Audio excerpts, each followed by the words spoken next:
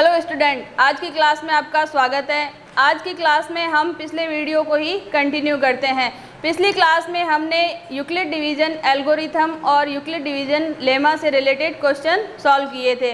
आज का जो क्वेश्चन है ये इसी लेमा पर आधारित है, जिसका हम यूज़ करके HCF ज्ञात करेंगे। तो ये जो क्वेश्चन है इसमें पूछा गया है कि निम्न संख्याओं का यूक्लिड विभाजन विधि द्वारा महत्तम समापवर्तक यानी कि HCF हाईएस्ट कॉमन फैक्टर हमें ज्ञात करना है। तो इसमें दो संख्याएं दे रखी है, इसका हमें HCF ज्ञात करना है, लेकिन विधि कौन सी लेनी है? यूक्लिड विभाजन विधि। तो यूक्लिड विभाजन विधि में मैंने बताया था कि ये विभाजन विधि किस पे आधारित है? यूक्लिड विभाजन लेमा यानी कि प्रमेयिका पर आधारित है। तो इस लेमा का क्या कथन था पिछले वीडियो में हमने पढ़ा था। तो जो भी नए स्टूडेंट हैं वो डिस्क्रिप्शन बॉक्स में पिछले वीडियो का लिंक दिया हुआ है, जिस पे जाके आप इसको अच्छे से पढ़ सकते हैं। तो यूक्लिड डिवीज़न एल्गोरिथम द्वारा हमने सीखा था, लेमा का कथन इस तरीके से था, A = B Q + R। A और B क्या है? यहाँ दो पूर्णांक है, धनात्मक पूर्णांक, और Q और R क्या है? अन्य दो अद्वितीय पूर्णांक, जहाँ R क्या है? हमेशा 0 के बराबर या उससे बड़ा और B से छोटा। तो अब इसका प्रयोग करके हम किस तरीके से HCF ज्ञात करते हैं, तो इसको थोड़ा सा सरल तरीके से हल करने के लिए हम इसमें इसी विधि को, क्योंकि जब हमने पिछले वीडियो में इन दोनों में अंतर ज्ञात किया था, लेमा में और एल्गोरिथम में, तब हमने क्या देखा था कि भाग की जो प्रक्रिया है उसी को ही लेमा का स्टेटमेंट था उसमें दिया हुआ है। तो अब हम देखते हैं कि ये जो दो पूर्णांक दे रखे हैं, इसमें जो सबसे बड़ी, इन दोनों में से जो बड़ी संख्या है उसको तो हम क्या मान लेते हैं? A। तो यहाँ 210 तो हो जाएगा A, और B जो इसके अलावा छोटी संख्या बचती है वो हो जाएगा B। अब हम भाग देते हैं। हमें पता है कि बड़ी संख्या को इस तरीके से भाग के चिन्ह के अंदर और छोटी संख्या को बाहर रखते हैं। अब भाग दें 55 का, तो हम देखेंगे कितनी बार भाग जाएगा। भाग जाएगा 3 बार। 3 बार भाग दिया हमने, फिर हमने इसको घटाया, शेष रहे 45। अब जब हमने पहली बार भाग दे दिया और हमारे पास शेष आया 45, तो ये भाग की प्रक्रिया तब तक हमें दोहरानी है जब तक हमारे पास ये शेष 0 ना आ जाए। जब ये शेष 0 आएगा तब तक हमें ये भाग की प्रक्रिया करते रहना है। अब हमें क्या करना है कि ये जो शेषफल है ये तो क्या बन जाएगा? भाजक, और ये जो संख्या थी 55 ये आ जाएगी हमारे यहाँ भाज्य की जगह। फिर हम देखते हैं, भाग जाएगा एक बार, शेष रहे 10। अभी भी शेषफल 0 नहीं आया, तो अब ये शेष तो क्या हो जाएगा? भाजक, और ये जो यहाँ पे शेषफल था ये क्या आ जाएगी? इस जगह भाज्य में। अभी भी शेष रहा है हमारे पास 5, फिर ये शेष बन जाएगा भाजक, और ये जो पहले जो शेष था ये आ जाएगा यहाँ भाज्य की जगह। तो 5 दूनी 10, और अब हमारा शेषफल कितना आ गया? 0। तो जैसे ही शेष 0 आ गया, तो जिस भाजक का भाग देने पर शेष 0 आता है वही क्या कहलाता है? इन दोनों संख्याओं का HCF। अब हम इसको और अच्छे से कैसे समझेंगे? ये तो हमने भाग विधि द्वारा समझा, अब इसको इस यूक्लिड डिवीज़न विधि द्वारा कैसे समझेंगे?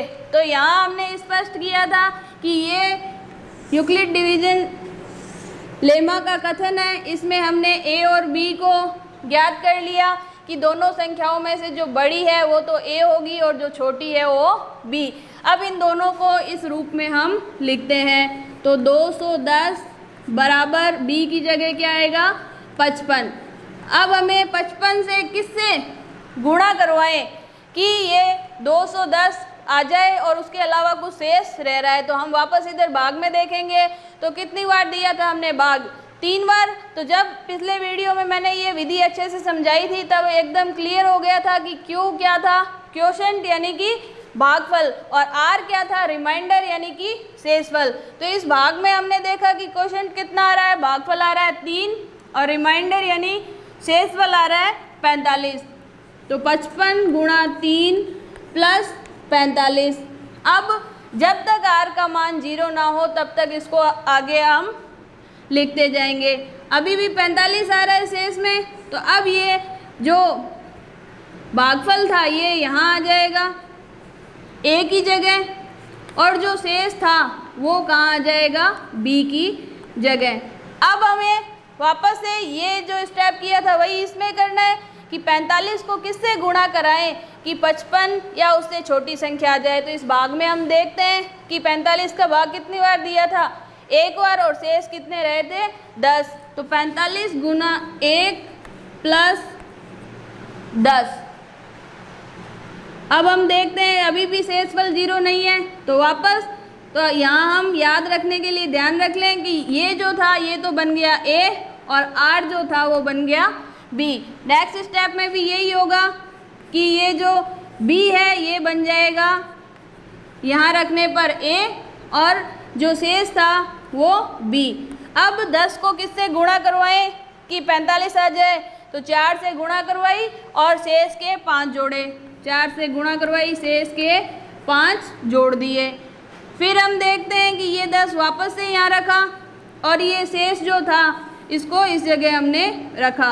अब इसको किससे गुणा कराएंगे, हम भाग विधि में भी देख रहे हैं कि जो 5 शेष था उसको 2 से गुणा कराने पर शेषफल कितना आ रहा था, 0। तो 2 से गुणा करवाई तो शेष कितना आ गया, 0। तो जैसे ही ये r का मान 0 आ गया तो उस वक्त जो b का मान है हम इससे तुलना कराएं इस स्टेटमेंट से, तो ये जो b है ये यहाँ क्या है, 5 है, और यही हमारा क्या हो जाएगा, HCF। तो हम आंसर लिखेंगे कि 210 और 55 का HCF कितना आएगा, 210 व 55 का HCF बराबर 5। ये हमारा आंसर हो गया।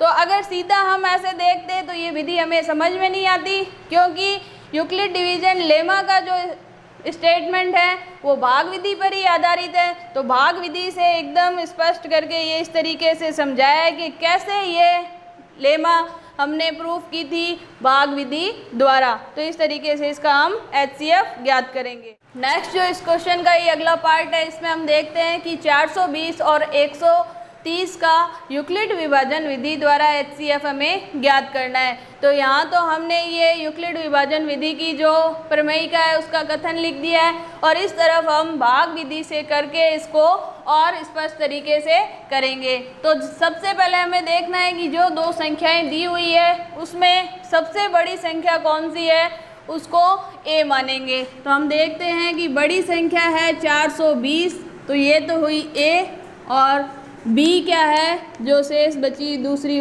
संख्या है वो b, तो 130। अब हम इसको भाग देते हैं 420 में 130 का भाग दिया हमने, तो हम देखते हैं भाग 3 बार जाएगा,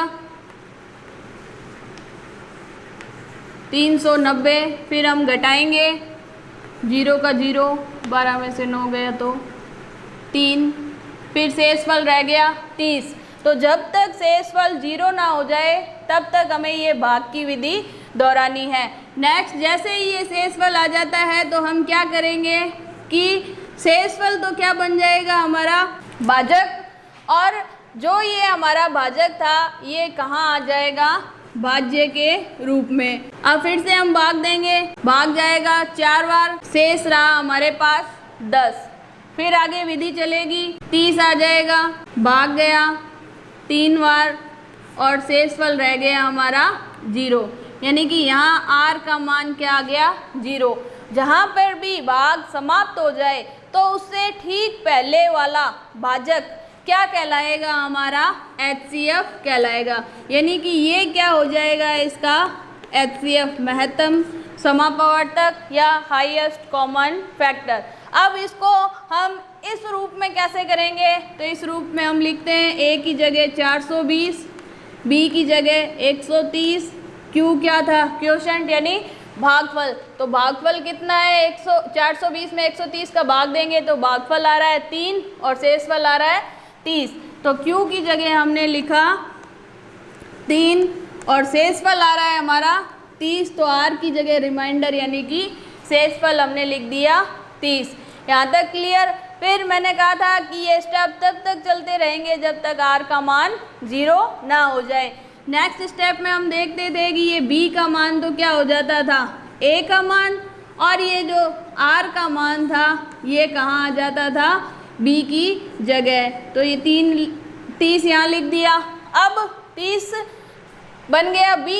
अब Q का मान क्या है, क्वोशिएंट यानी कि भागफल। तो हम देखते हैं 30 का भाग जब 130 में दिया था तो भागफल कितने आए 4। तो Q की जगह तो क्या आ जाएगा गुणा में 4 और प्लस R यानी कि शेषफल कितना आया था जब 4 बार भाग दिया था, तो शेषफल आया था 10। तो R का मान आ जाएगा 10। नेक्स्ट स्टेप में वापस से ये तो क्या बन जाएगा A और ये R था ये क्या बन गया B। अब ये B आ चुका है हमारे पास, A ये हो चुका है, B हमारे पास ये आ चुका है Q यानी क्वोशिएंट यानी भागफल। तो जब हमने 30 में 10 का भाग दिया तो हमारे पास भागफल कितना था 3 और शेषफल कितना रहा 0। ये 0 रहा, R का मान भाग पूरा हो गया तो 0। तो जैसे ही R का मान 0 आ जाए उस वक्त ये जो B का मान है कि जब R बराबर 0 हो तो उस टाइम में B का जो मान है R 0 हुआ, इस टाइम B का मान कितना है 10 आता है। कौन कौन सी संख्या थी 420 और 130 का HCF आ गया 10। तो इस तरीके से हम यूक्लिड डिवीजन लेमा द्वारा HCF का मान ज्ञात करेंगे।